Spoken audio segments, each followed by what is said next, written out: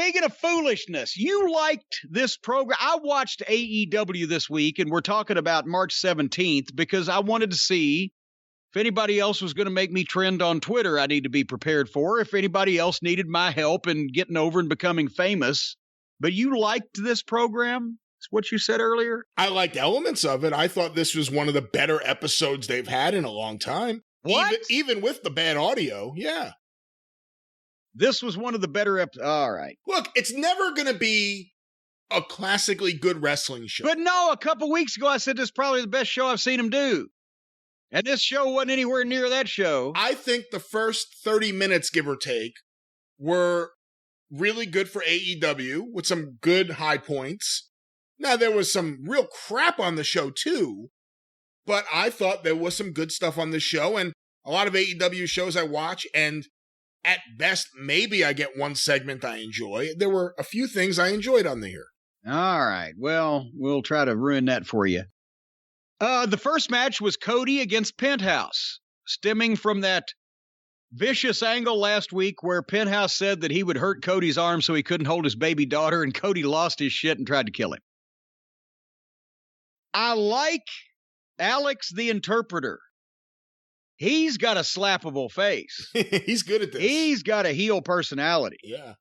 And I figured, okay, Cody can have a match with either one of the Lucha Brothers that might make some sense.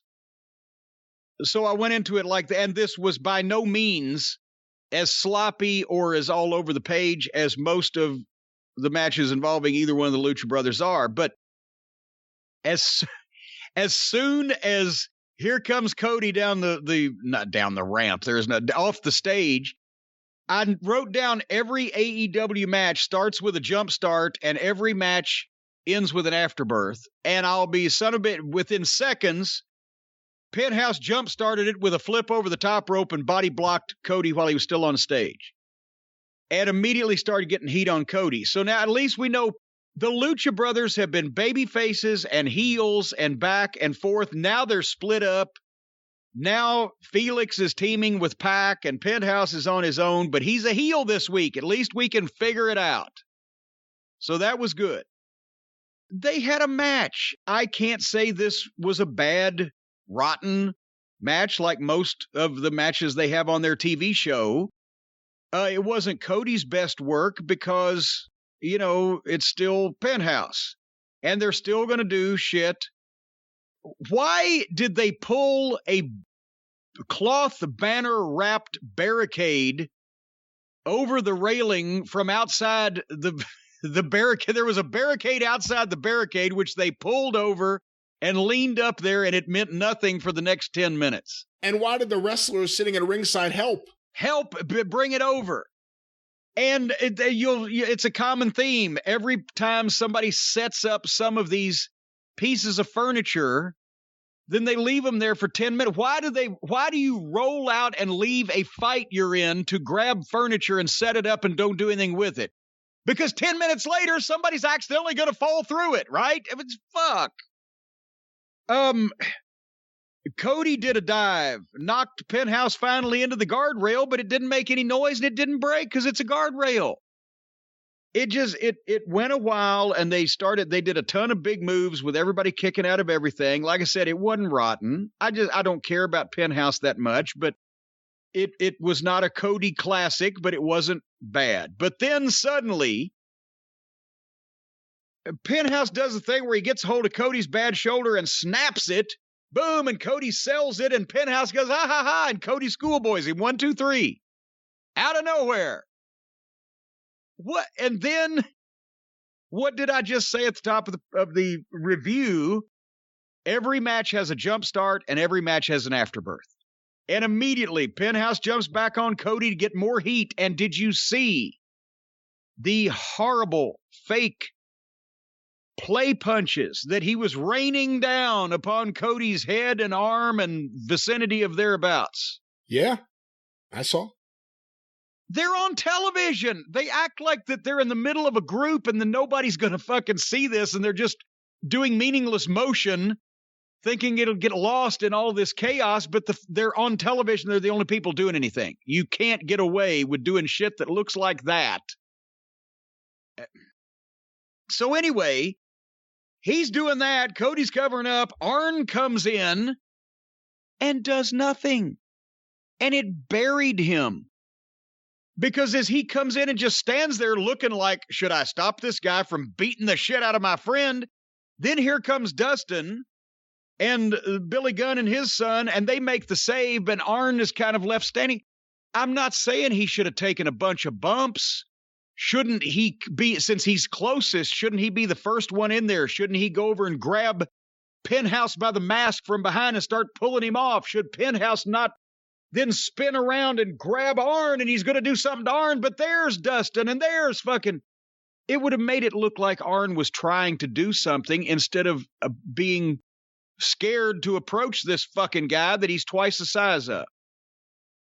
That's just what and then here comes QT Marshall, who's late to the save and late to the party, and they're all going, where were you?